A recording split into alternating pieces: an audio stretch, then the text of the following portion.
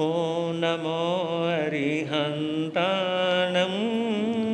ॐ नमो सिरिसिद्धाणं ॐ नमो आयर्याणं ॐ नमो वैझायाणं नमो लोय सब साहोणं एसो पंच नमो एसो पंच नमोकारो सब पाव परासनो मंगलानं च सर्वेसिं परमं हवै मंगलं मंगलानं च सर्वेसिं परमं हवै मंगलं। जिस भेष में जिस परिवेश में रहूं नमो अरिहंत नमो अरिहंत नमो अरिहंत कहूं। जिस शान से जिस नाम से जिस जान में रहूं नमो अरिहंत नमो अरिहंत नमो अरिहंत कहूं। जिस प्यारे से जिस ख्वारे से जिस संसार में रहूं नमो अरिहंत नमो अरिहंत नमो अरिहंत कहूं। जिस ध्यान से जिस सम्मान से जिस जहान में रहूं नमो अरिहंत नमो अरिहंत नमो अरिहंत कहूं। है समय नदी के धार के जिसमें सब बह जाया करते हैं। है समय बड़ा तूफान परवल पर्वत झुक जाया करते हैं। अक्सर दुनिया के लोग समय में चक्कर खाया करते लेकिन कुछ ऐसे होते जो इतिहास बनाया करते हैं इतिहास बनाया करते हैं।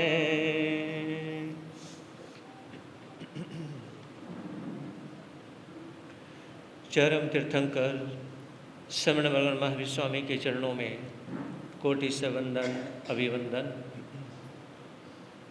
पूज्य गुरुदेव के पावन चरणों में असीम आस्था के साथ कोटि से वंदन अभिवंदन।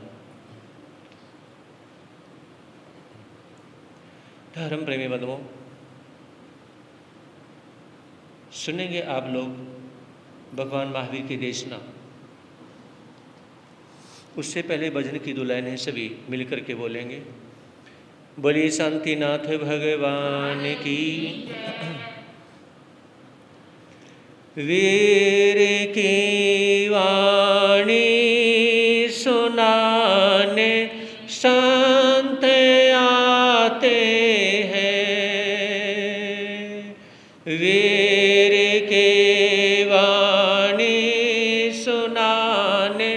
संत आते हैं। ज्ञान की गंगा बहाने संत आते हैं। वीर के वाणी सुनाने संत आते हैं। ज्ञान की गंगा बहाने संत आते हैं। वीर के वाणी सुनाने संत आते हैं।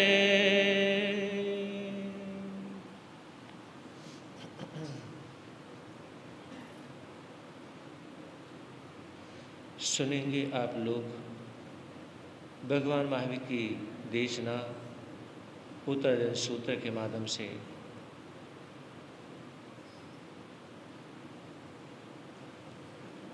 जब भी आपको अचानक ज़रूरत पड़ती है पैसे की, तो उसमें आप अपना क्रेडिट कार्ड यूज करते हैं। आइए और परेशानी दूर करने का क्रेडिट कार्ड पाइए।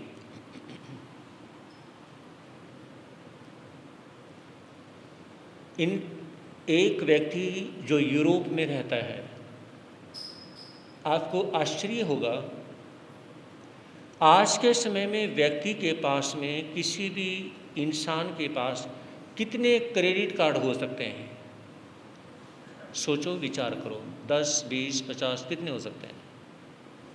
हाँ जी, कितने क्रेडिट कार्ड हो सकते हैं?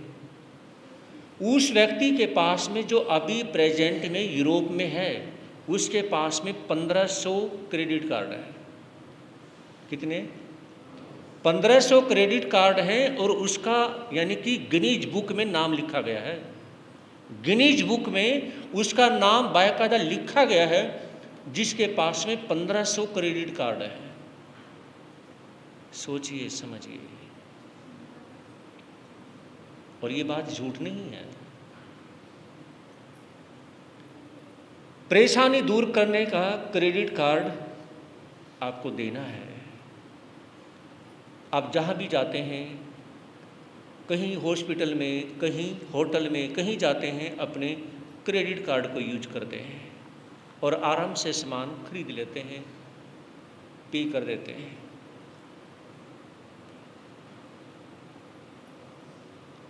आइए और विचार करते हैं।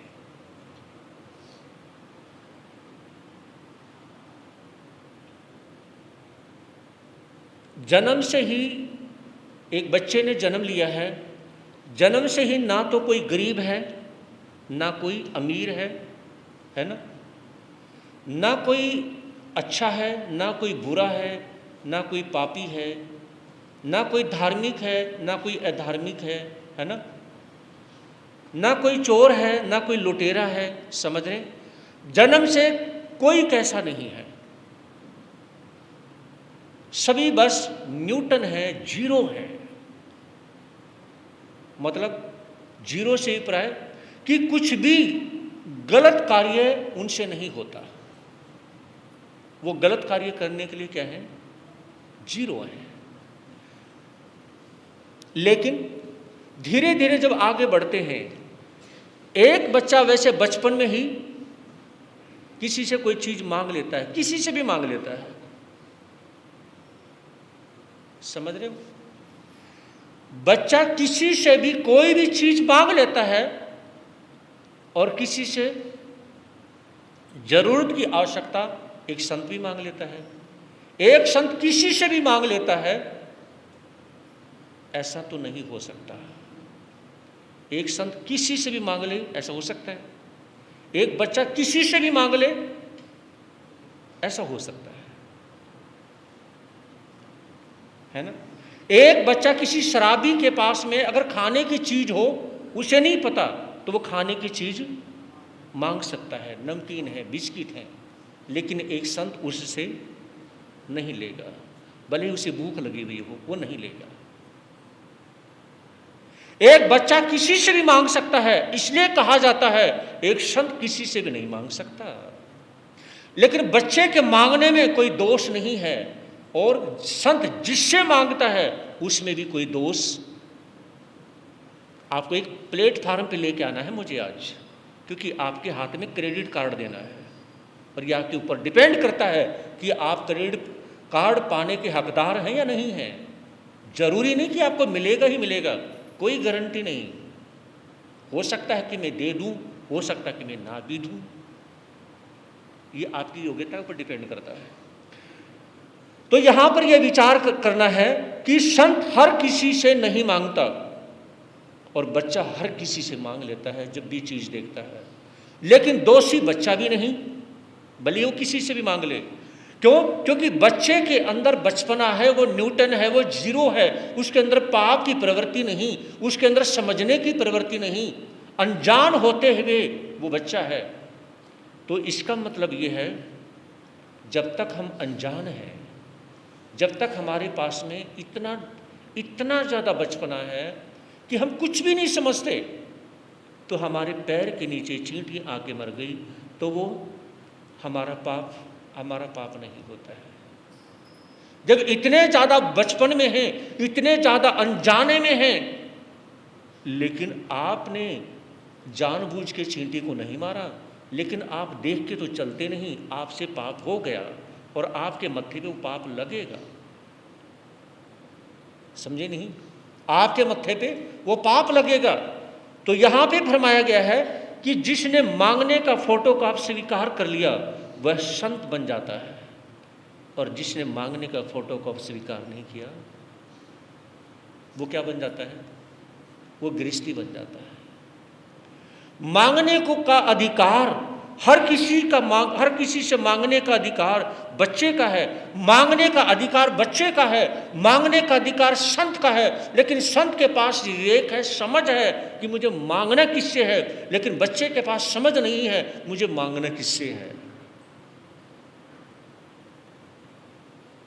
फोटो कॉफ उनके पास, उनको हक है मांगने का।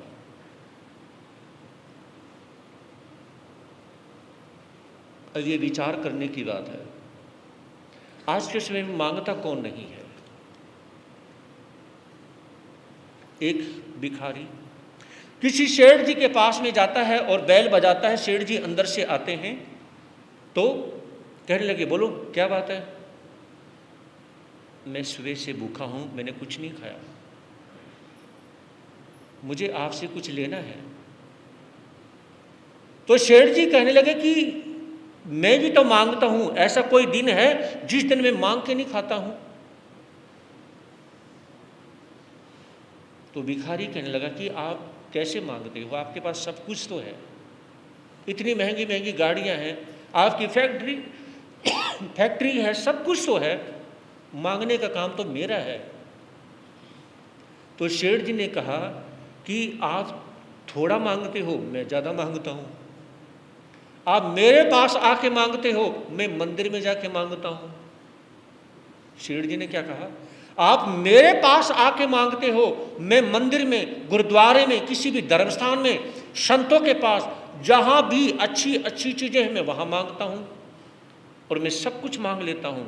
आप तो सिर्फ रोटी मांगते हो, या थोड़ी सी जरूरत के लिए कोई थोड़ा बहुत पैसा कभी मांग भी लेते होगे, मैं तो बहुत कुछ मांगता हूं। तो भिखारी कहने लगा, इतनी बात बोलने वाला व्यक्ति मैंने आज तक नहीं देखा, किसी ने भी ये कहा ही नहीं मुझे कि मैं भी मांगता हूं। तो सेठ जी कहने लगे कि भाई मांगने के मामले में मैं आपसे आगे हूं, आप इतना नहीं मांगते जितना सवेरे से शाम तक पता नहीं मैं क्या क्या मांग लेता हूं, पता नहीं क्या क्या सोच लेता हूं। आप तो इतना सोचते तक नहीं और इतना मांगते तक नहीं जितना मैं सोचता भी हूं और जितना मैं मांगता भी हूं।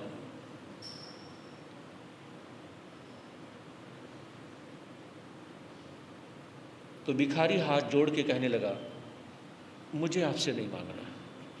क्या? मुझे नहीं मांगना आपसे, मैं कहीं और जाके मांग लूँगा, मेरे पास कुछ पैसे हैं, अगर ये आपको चाहिए तो ले लो। क्या? मेरे पास कुछ पैसे हैं, अगर आपको ये चाहिए तो ले लो। इतनी देर अगर मुझे मांगने में अगर सोचना पड़ेगा, मांगने में इतनी बातें मुझे करनी पड़ेंगी, तो मैं तो और कहीं जाके मांग लूंगा। ये चाहिए तो आप ले लो। तो ये कहा जाता है, अगर आपने मांगने का क्रेडिट कार्ड, मांगने का फोटोकॉप अगर आपने पा लिया तो आप मांग सकते हैं, अगर वो आपके पास नहीं तो आप मांग नहीं सकते। क्या कहा? गृहस्थी मांग नहीं सकता। गृहस्थी कमा के खा सकता है, लेकिन मांगने का अधिकार उसको नहीं है। क्यों? क्योंकि उसके पास अपना फोटोकॉप नहीं है, उसके मांगने का उसके पास नहीं है। तो इसलिए कहा जाता है कि आप मांग नहीं सकते हैं।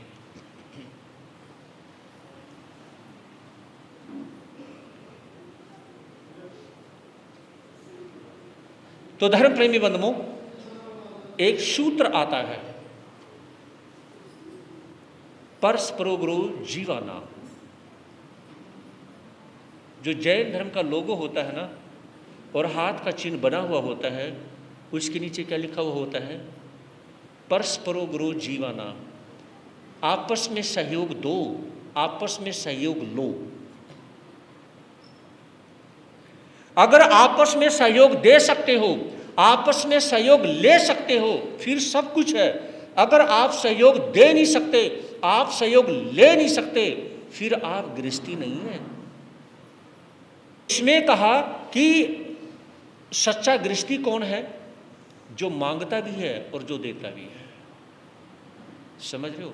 जो मांगता ही नहीं है वो सच्चा गृहस्थी नहीं है। आप लोग सोचते हैं ना, भी हमने तो देखो सोच रखा, हम तो किसी से मांगेंगे नहीं।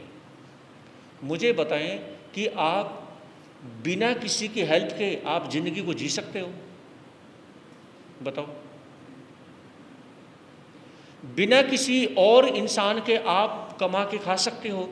आप कमाई करो और आपकी दुकान में कोई भी ना चढ़े, आप ये कहें कि मुझे किसी से मतलब नहीं है, तो फिर अपनी दुकान पे किसी कस्टमर को चढ़ने मत देना। हाँ जी, मेरी बात समझ आ रही है? बोलो। अपनी दुकान पे किसी कस्टमर को मत चढ़ने देना। क्यों? क्योंकि आपको किसी से मतलब नहीं है ना? आप खुद अकेले कमा के खाना और अपनी दुकान पे कस्टमर को चढ़ने मत देना। फिर मैं दिखाता हूं कि आपको अपने से मतलब है या नहीं, आप मांग के खाते हो या नहीं। क्या समझे? तो यह कहा जाता है सच्चा गृहस्थी कौन? जो मांगता भी है और जो देता भी है। हो सकता है कि बात पूरी तरह से आपके गले ना उतरे, इसलिए हमने एक एग्जाम्पल एक्सेप्ट करना पड़ेगा। एक एग्जाम्पल को एक्सेप्ट करिए। रावण का काम सिर्फ मांगने का है। रावण का काम क्या करने का है? मांगने का है। अपने भाइयों से हेल्प मांगता है, वो हर किसी से मांगता है, भाइयों को, हर किसी को क्या है, बलि चढ़ा देता है। लेकिन राम मांगता भी है और राम देता भी है। यही फर्क है। आपने सोच लिया होगा कि ये संत गुरुदेव हमें सिर्फ मांगने की बात कर रहे हैं, अरे गृहस्थी का काम तो देने का होता है। नो नो नो, ये गलत सोच लिया आपने, फिर आप अच्छे गृहस्थी नहीं हो। देखिए, जब एक भगवान मांग सकता है तो आपको मांगने में क्या दिक्कत है? लेकिन मांगने का तरीका होना चाहिए, आपकी दुर्भावना नहीं होनी चाहिए। अगर मांगना नहीं था, मेरे राम ने सुग्रीव से, मेरे राम ने हनुमान से, मेरे राम ने वानर सेना से, मेरे राम ने विभीषण से, मेरे राम ने अपने छोटे भाई लक्ष्मण से क्या सहायता नहीं मांगी? बोलते क्यों नहीं? मांगी ना। क्या जरूरत थी? वो तो राम थे, वो तो भगवान थे, उनको जरूरत क्या थी मांगने की? बताओ। जटायु जो पक्षी था उससे भी सहायता मांग ली। एक राम, एक इतना बड़ा राजा जब एक जटायु पक्षी से भी हेल्प मांग रहा है, तो बताइए, ये तो शास्त्र की बात है, रामायण पढ़ी होगी, मैं अपनी तरफ से नहीं बोल रहा ना, ये तो सब कुछ आता है। तो ये कहा जाता है कि हर चीज मांगी जाती है। तो मेरे राम ने भी कहे हेल्प मांगी, लेकिन उस राम ने, उस परमात्मा ने, उस मर्यादा पुरुषोत्तम भगवान ने हर किसी को हेल्प दी भी है, हर किसी को हेल्प दी है और हर किसी से हेल्प ली है। इसलिए वो राम बन गए। इसलिए क्या बन गए? राम बन गए। लेकिन रावण का काम सिर्फ मांगने का था, रावण का काम किसी को देने का नहीं था। जो सिर्फ मांगता है और देता नहीं है वो रावण बन जाता है। जो सिर्फ मांगता है देता नहीं है वो महाभारत में रावण थोड़ी था। अरे कुछ तो बोला करो। जो सिर्फ मांगता है देता नहीं है वो महाभारत का दुर्योधन बन जाता है, जिसने भीष्म पितामह से भी हेल्प मांग ली, सहायता मांग ली, गुरु द्रोणाचार्य से, गुरु कृपाचार्य से और कर्ण से, कितने योद्धाओं से उन्होंने क्या है सहायता मांग ली, लेकिन दी तो किसी को भी नहीं, दी तो किसी को भी नहीं। हर किसी से सहायता मांग ली। तो जो मांगने वाला व्यक्ति होता है और जो देता नहीं है उसे रावण कहते हैं, उसे दुर्योधन कहते हैं। लेकिन जो मांग लेता है और देता भी है उसे पांडव कहते हैं। महाभारत में जो पांडव हैं वो हर किसी को सहायता देते भी हैं और हर किसी से सहायता लेते भी हैं, लेकिन दुर्योधन किसी से सहायता लेता तो है लेकिन देता नहीं है। इसलिए यह कहा जाता है अगर अच्छे गृहस्थी बनना चाहते हो तो मांगना सीखो और देना भी सीख लो। ये याद रखना, अगर तुमने देना सीख लिया और मांगना नहीं आया, अगर तुमने मांगना सीख लिया और देना नहीं आया, तो दोनों में से अगर एक काम कर लिया अच्छे गृहस्थ बन ही नहीं पाओगे, अच्छे गृहस्थ बन ही नहीं पाओगे। बहुत बार क्या होता है, ऐसा नहीं, बहुत बार किस्मत ही आड़े नहीं आती। बहुत बार हमें दुकान पे कमा के खाना या मांग के खाना नहीं आता। उसको कमा के खाना कह लो या मांग के खाना कह लो। हाँ जी, मेरी बात को बहुत गहराई से सोचना, आपको समझ में आ जाएगी बात। दुकान पे मांग के खाना कह लो या कमा के खाना कह लो, कितना गिड़गिड़ाना होता है। कोई भी काम करते कितना गिड़गिड़ाना होता है। उसे कमा के खाना कहो या कमा के खाना कहो। तो ये कहा जाता है जिस व्यक्ति ने बातों से यानी कि बोलना सीख लिया तो उसने कमाना सीख लिया, जिसने बातों से यानी कि बातें करनी सीख ली तो उसने मांगना सीख लिया। मांगना हर किसी को नहीं आता, मांगना हर किसी को नहीं आता। और ये कहा जाता है मांगने वाले और देने वाले जो लोग होते हैं वही इस संसार में पूजनीय बनते हैं। मांगने वाले और देने वाले वही संसार में पूजनीय होते हैं। राम ने मांगा और दिया, पूजनीय बन गए, है ना। और महाभारत में कर्मयोगी भगवान श्री कृष्ण ने यानी कि कितना दिया और मांगा, उन्होंने क्या है वो पूजनीय बन गए। पांडवों ने मांगा भी दिया, वो भी क्या है अपना नाम कमा गए। तो महापुरुषों के बारे में ये कहा जाता है कि जो मांगे भी और दे भी, ऐसे लोग महापुरुष बन जाते हैं।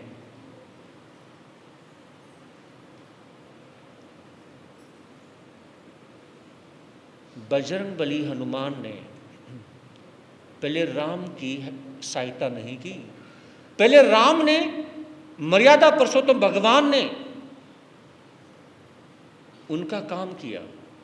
जब उनका काम किया तो उसमें क्या है हनुमान ने उनका साथ दिया, हनुमान ने उनका साथ दिया। तो ये कहा जाता है हनुमान जैसा भक्त पाने के लिए, हनुमान जैसा साथी पाने के लिए पहले राम जैसा बनना पड़ेगा। जो राम जैसे बन जाते हैं उन्हें हनुमान जैसे मिल जाते हैं, और जो राम जैसे नहीं बनते हैं वो कभी हनुमान जैसे प्राप्त नहीं कर सकते हैं। इसलिए चाहते हो तो पहले राम जैसे बनो। हम दिल्ली में ठहरे गए थे, एक युवक आया लगभग 23-24 साल का, कहने लगा ऐसे बात करते करते, हाँ साहब मैं सीता जैसी पत्नी चाहता हूँ। कैसी पत्नी? सीता जैसी पत्नी। तो उस युवक ने कहा कि मैं सीता जैसी पत्नी चाहता हूँ। ये 2 साल पहले की दिल्ली की बात है, जमुना पार की और कैथवाड़ा की। मैंने कहा ये तो बहुत गलत बात बोल दिया आपने, इतनी बड़ी गलत बात दोबारा से मत बोलना। उसने मेरी तरफ आश्चर्य से देखा। मैंने गलत क्या बोल दिया? मैंने तो यही बोला ना कि मुझे सीता जैसी पत्नी चाहिए। मैंने कहा इससे बड़ी गलत बात हो क्या सकती है ये बताइए? अरे भाई तू सीता जैसी पत्नी चाहता क्यों है? कहा कि मुझे ऐसी पत्नी चाहिए जितने प्लस पॉइंट सीता के अंदर थे। मैंने कहा यही तो गलत है ना। हम नारी के अंदर प्लस पॉइंट ढूंढने चलते हैं, आप अपने अंदर तो देख लो एक बार। समझ नहीं आई बात? अपने अंदर तो देख लो। आप राम जैसे पति नहीं बन सकते तो सीता जैसी पत्नी ढूंढते क्यों हो? जैसी मिल गई, जैसी मिल जाए उसके साथ अंडरस्टैंडिंग कॉम्प्रोमाइज करके कमा के खा लो, ये सबसे बढ़िया बात है। मेरी बात समझ नहीं आई? एक बार विचार करके देखेंगे तो बात समझ में आएगी। राम जैसा पति नहीं बन सकता कोई, राम जैसा राजा नहीं बन सकता कोई, राम जैसे कष्ट सहन नहीं कर सकता कोई, राम जैसी मर्यादा डिसिप्लिन नहीं कर सकता कोई, तो सीता जैसी पत्नी मत इच्छा रखो पाने की। सीता जैसी पत्नी पाने की इच्छा मत रखो। एक बार आप अकेले में जाकर के विचार करना। मैंने एक रोज एक बात कही थी, ऊपर यानी कि श्री अमर मुनि जी महाराज साहब वो कहा करते, हर इंसान अपनी धोती में नंगा होता है, तो दूसरे की नग्नता को अच्छी बुरा कहने की बजाय आप अपने बारे में जानते हैं तो दूसरे के बारे में बुरा मत बोलिए। तो ये कहा जाता है कि अपने बारे में विचार जो व्यक्ति करना शुरू कर देता है तो फिर उसे पता है कि तेरे पास में कितना बैंक बैलेंस है, श्रद्धा का कितना बैंक बैलेंस है ना, समर्पण का कितना बैंक बैलेंस है आपके पास में, आपकी भक्ति का। अरे ये बैंक बैलेंस तो सबका खत्म हो चुका है, तो फिर ये क्रेडिट कार्ड, ये आधार कार्ड, ये पैन कार्ड लेके घूमते रहो, उनसे होता क्या? क्या समझे? इतने सारे कार्ड इकट्ठे करने से होगा क्या? कुछ नहीं हो सकता है। सबसे पहले अगर असली जो आधार कार्ड, पैन कार्ड जो चीजें हैं वो आपके क्या है, भक्ति, श्रद्धा, समर्पण, आपकी सरलता, ये है असली कार्ड। इनको साथ में रखिए, वो तो बन जाएंगे। आपको कोई देश से निकालने वाला नहीं है। क्यों? क्योंकि आप भारतवासी हैं, आप इंडियन हैं। समझे नहीं? आपको देश से बाहर कोई निकालने वाला नहीं है। लेकिन ये याद रखें, जब यहां से परमात्मा के दरबार में जाओगे, अगर ये चीजें नहीं हुई तो परमात्मा आपको अपने दरबार से जरूर निकाल देगा। परमात्मा आपको दरबार से निकाल देगा। यहां तो गवर्नमेंट आपको नहीं निकालेगी, क्योंकि आपके पास आधार कार्ड है, आपके पास बिजली का बिल है, आपके पास बहुत सारे कार्ड हैं। लेकिन जब परमात्मा आपको निकालेगा ना कि जाइए इस धरती पर पहले अच्छे कर्म करके आइए, तब मैं तुझे जगह दूंगा, नहीं तो भाग जाए यहां से। समझ रहे मेरी बात को? नहीं तो भाग जाए यहां से, दोबारा आने की कोशिश मत करना। फिर आपका कोई भी कार्ड परमात्मा के पास बैठने का, खड़े होने के लिए काम ही नहीं आएगा। क्या काम नहीं आएगा? इसलिए ये विचार करें कि अपनी क्या है, इस संसार के अंदर कोई गिनीज बुक को देखता है, कोई पास बुक को देखता है, और कोई फेसबुक को देखता है, और कोई स्कूल की बुक को देखता है। लेकिन महापुरुष ये कहते हैं कि पास बुक को छोड़ दीजिए, फेसबुक को छोड़ दीजिए, और गिनीज बुक को छोड़ दीजिए। जिसने दिल लगा के स्कूल की बुक पढ़ ली ना, वो स्कूल की बुक एक दिन हर चीज दिला देगी। क्योंकि स्कूल की बुक में ही उस बुक को पढ़ते समय अगर आपके पास डिसिप्लिन है, आपके पास में सद्व्यवहार है, शिष्टाचार है और बड़े छोटे की शर्म करने की, इज्जत करने की आपके पास में बात है, तो फिर क्या होगा कि सारी बुक आपके पास आ जाएंगी। अगर वो बुक दिल से नहीं पढ़ी तो कोई भी बुक आपका साथ नहीं दे सकती है।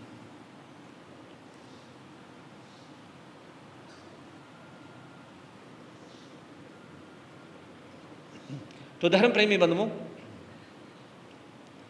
जिस व्यक्ति के अंदर सुनने का सामर्थ्य है, सुनने का सामर्थ्य है, ये कहते हैं कि अच्छाई को देख करके, जैसे कहावत आती है ना, खरबूजे को देख करके खरबूजा रंग बदलता है। तो अच्छाई को देख करके अच्छाई करेंगे तो हमारा भला है, लेकिन एक व्यक्ति बुरा कर रहा है उसको देख करके कभी बुरा नहीं किया जाता है ना। लेकिन आज हम करने की कोशिश करते हैं, आज हम करने की कोशिश करते हैं। यानी कि आज मान लीजिए कुत्ता भौंक रहा है तो क्या हमने भौंकने की कोशिश करनी चाहिए? नहीं करनी चाहिए। कुत्ता बुरा कर रहा है तो क्या हमें बुरा करना चाहिए? नहीं करना चाहिए। तो ये कहते हैं कि हमें वो काम नहीं करना है। जो एक कुत्ता भौंक रहा है तो भौंकने का काम हमने नहीं करना है। लेकिन एक दार्शनिक ने अपने लहजे में एक बात कही कि आज कुत्ता भौंकता है तो इंसान उससे भी ज्यादा जोर से भौंकता है। मतलब वो थोड़ा पाप करता है, इंसान उससे भी ज्यादा बड़ा पाप करता है ना। जैसे कहते हैं ना, थोथा चना बाजे घना। मतलब क्या है, आज कुत्ते की आवाज तो स्लो हो गई है और आदमी की आवाज बहुत ज्यादा तेज हो गई है। उसका काम सिर्फ बोलने का रह गया है। तो ये कहते हैं कि आइए और अपने आप को थोड़ा सा समझिए। ठाणाक सूत्र में एक बात भगवान महावीर ने कही, 10 प्रकार की रुचि। आप धर्म ध्यान करो या ना करो कोई फर्क नहीं पड़ता है। माला फेरते हो या नहीं फेरो कोई बात नहीं।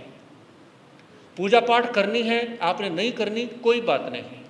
आप कोई भी धार्मिक धर्म स्थान में जाते हो या नहीं जाते हैं, कोई भी पुस्तक का स्वाध्याय, शास्त्र का स्वाध्याय करते हो नहीं करते हो कोई बात नहीं, सब हजम हो जाएगा। लेकिन अपनी रुचि बनाए रखना। अगर आपकी रुचि खत्म हो गई धर्मस्थान से, आपकी रुचि खत्म हो गई किससे? शास्त्र से। रुचि खत्म हो गई संतों के पास जाने से, अच्छे काम करने से आपकी रुचि खत्म हो गई तो फिर आपके अंदर से सब कुछ खत्म हो जाएगा। जैसे आप गीता नहीं पढ़ते, आप जाप नहीं करते, है ना, लेकिन आप धर्म स्थान में जाते रहते हैं। शिव मंदिर में जाते हैं, राम मंदिर में जाते हैं, हनुमान मंदिर में जाते हैं, आप सभी जगह जाते हैं, हाथ जोड़ के आ जाते हैं। अगर इतना सा भी करोगे ये भी बहुत बड़ी बात है। पहली बात तो घर से निकल के किसी मंदिर धर्म स्थान में जाना बहुत मुश्किल काम है, सबसे मुश्किल काम है ये। रात को 12 बजे किसी से पैसे लेने जाने हो, चाहे ठंड हो गर्मी हो, कोई मुश्किल नहीं है। रात को 12 बजे अगर हमने 1000 किलोमीटर दूर जाना हो बिजनेस के लिए कोई मुश्किल नहीं है। और आधा किलोमीटर भी अगर हमने मंदिर में जाना हो, वो बोलो तो वो करे बहुत मुश्किल है, बहुत मुश्किल है तो बहुत मुश्किल है। तो मेरे कहने का तात्पर्य ये है कि यानी कि धर्म स्थान में जाने के बारे में 100 बार सोचना पड़ता है, लेकिन जो हमने कार्य करना है, इसलिए भगवान महावीर ने कहा कि अपनी रुचि बनाए रखें। अगर कोई कार्य आपसे होता है नहीं होता है कोई बात नहीं, अगर आपकी रुचि बनी रहेगी तो सारे अच्छे अच्छे कार्य करते रहोगे। तो इसमें कहा कि अगर सुनने का सामर्थ्य है तो श्रद्धा का जन्म होगा, और सुनने का सामर्थ्य नहीं तो श्रद्धा का जन्म नहीं हो सकता। अगर जाने का सामर्थ्य है तो श्रद्धा का जन्म होगा। आगे बात आती है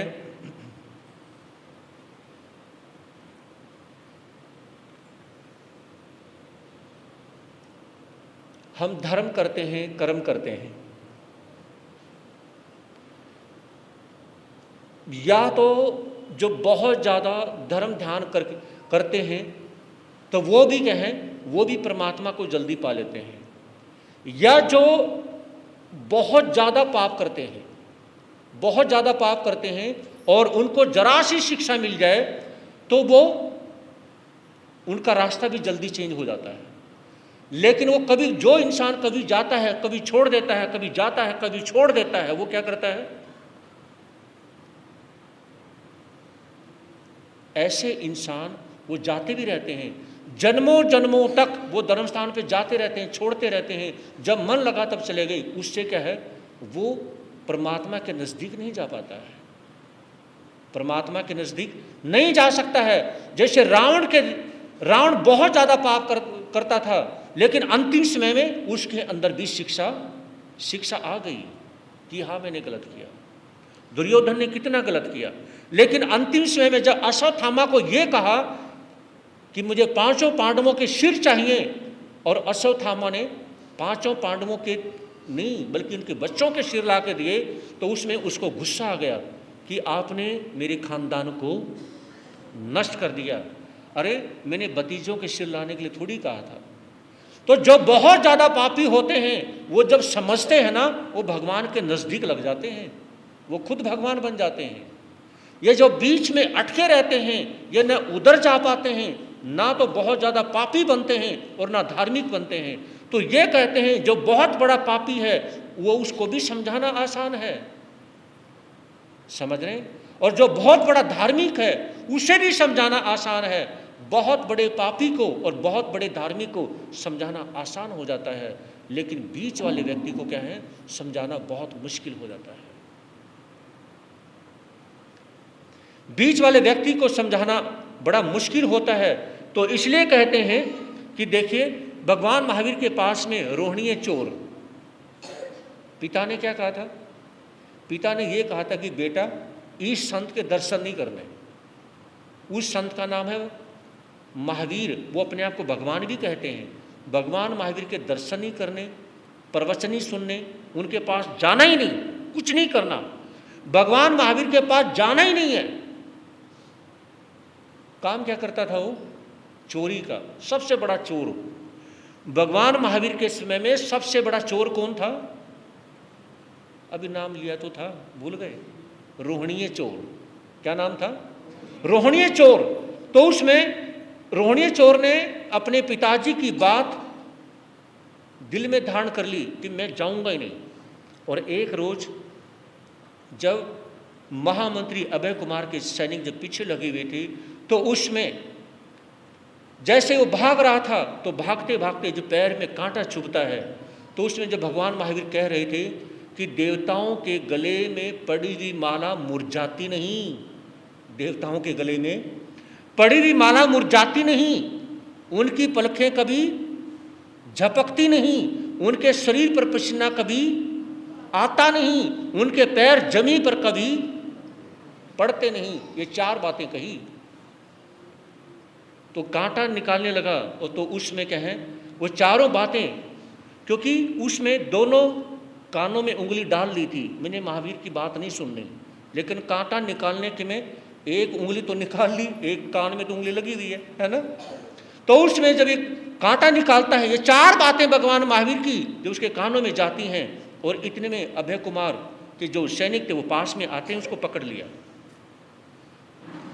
जब पास में आके उसको पकड़ा ना, तो क्या हुआ, अभय कुमार ने बहुत बड़ा षड्यंत्र रचा और कहा कि अरे रोहिणी चोर, आप तो देखो स्वर्ग में आ गए हो, ये स्वर्ग है, ये अप्सराएं हैं, ये सब कुछ स्वर्ग में आ चुके हो, बोलो ऐसा कौन सा धार्मिक कार्य किया है, कौन सा अच्छा कार्य किया है जो आप इस स्वर्ग में आ गए हो। देखो हम सभी क्या हैं, हम देवी देवता हैं और आप स्वर्ग में आए हो। तो उसने सोचा कि एक भगवान तो झूठ नहीं बोल सकता। भगवान ने क्या कहा था? देवताओं के गले में पड़ी हुई माला मुरझाती नहीं है, इनके गले में माला कुछ है ही नहीं। अरे देवताओं की तो उनकी पलखें नहीं झपकती, वो तो देखते ही रहते हैं। लेकिन ये कह रहे हैं कि तुम देवलोक में आए हो, स्वर्ग में आए हो। अगर मैं स्वर्ग में आ चुका हूं तो ये पलखें क्यों झपका रहे हैं? इसका मतलब मैं स्वर्ग में नहीं आया, इसका मतलब मेरे पीछे षड्यंत्र है। बात समझ आ रही है? फिर उसने कहा कि भगवान महावीर ने यह कहा था कि देवताओं के पैर कभी जमीन पर नहीं पड़ते, और ये तो जमीन पर खड़े हुए हैं, और मुझे करें कि तो स्वर्ग में आया है, बताइए कौन सा कर्म कार्य? उन्होंने कहा कि मैं बहुत धर्म करके आया हूँ, पुण्य करके आया हूँ, मैंने बहुत अच्छे अच्छे कार्य किए हैं, इस वजह से मेरा यहाँ पे स्वर्ग में आना हुआ है। अब राजा श्रेणी के जो महामंत्री थे अभय कुमार, उन्होंने अपना माथा ठूका, सारी प्लान धरी की धरी रह गई। ये कैसे हो सकता है? तो जब पता चला तो उसमें रोहिणी चोर ने देखा, आज मैं अपने पिताजी की वजह से नहीं बचा हूं, आज मेरे प्राण बचे किसकी वजह से? भगवान महावीर की वजह से। ताकि भगवान महावीर के दर्शन ही नहीं करने, सुनने की तो बहुत दूर की बात है, लेकिन आज जो कहा ना, भगवान महावीर की वजह से बच गया, ना तो जेल हो चुकी थी मेरी, वहीं से उठता है और भगवान महावीर के चरणों में चला गया। आज से पिताजी की कोई बात नहीं माननी, क्योंकि पिताजी ने मुझे चोर बनना सिखाया है और मैं आज से संत बनता हूं। और पूरी नगरी में उसका डंका बजता था, हर कोई डर के सोता था कहीं आज मेरे घर में चोरी ना हो जाए, कहीं आज मेरे घर में चोरी ना हो जाए। इतना बड़ा चोर, डाकू, लुटेरा, एक पापी इंसान जो जाकर के भगवान महावीर के चरणों में जाकर के दीक्षित हो जाता है। तो इसका मतलब आप लोगों ने सुना, अच्छा गृहस्थी वो है जो हेल्प देता भी है, हेल्प लेता भी है। जब भगवान ने हेल्प ली है, भगवान ने हेल्प दी है, तो फिर हमारा हेल्प ना ले और ना दे, ऐसा कैसे हो सकता है? और फिर हम जो कमा के खाते हैं, है ना, सभी मार्केट में कितनी तरह की, सैकड़ों हजारों तरह की दुकानें होती हैं, एक ही तरह की दुकानें तो है नहीं ना, सभी की दुकानें एक जैसी तो नहीं है, किसी की कपड़े की है, किसी की किराने की है, किसी की और किसी चीज़ की, हजारों तरह की दुकानें हैं, तो सभी कमा के खा रहे हैं, है ना। तो हर किसी को हर किसी की आवश्यकता है, कोई किसी के बिना रह नहीं सकता। ये झूठी बातें हैं। आप अपने तक सीमित रह के दिखाओ, आप जंगल में जाकर बैठ जाओ परिवार को लेकर के, फिर कमा के खा के दिखाओ। समझ रहे हो? कमा के खा नहीं सकते, हमें सभी की जरूरत पड़ेगी अगर कमा के खाना है तो। स्वामी की, आचार्य भगवान श्री शिव मुनि जी महाराज की, चमत्कारी व परम सेवा भावी पूज्य गुरुदेव श्री प्रेम सुख जी महाराज की, ग्रामोद्वारक श्री क्रांति मुनि जी महाराज की, प्रज्ञा महर्षि पूज्य गुरुदेव श्री उपेंद्र मुनि जी महाराज की, श्री चत्तारी मंगलवरियंता मंगलम सिद्धा मंगलम साहु मंगलम केवली प्रणतोदम मंगलम चत्तारी लोगतम अरियंता लोगतम सिद्धा लोगतम साहु लोगतम केवली प्रणतोदम लोगतम चत्तारी शरणम पवेजामि अरियंते शरणम पवेजामि सिद्धे शरणम पवेजामि साहु शरणम पवेजामि केवली प्रणतो धम्मो शरणम पवेजामि अरियंतों का शरण, सिद्धों का शरण, साधु का शरण, धर्म का शरण, ये चार शरण दुख हरण और न शरणा जो भव प्राणी करे, उसका अजर अमर पद, उसका सदा ही मंगल।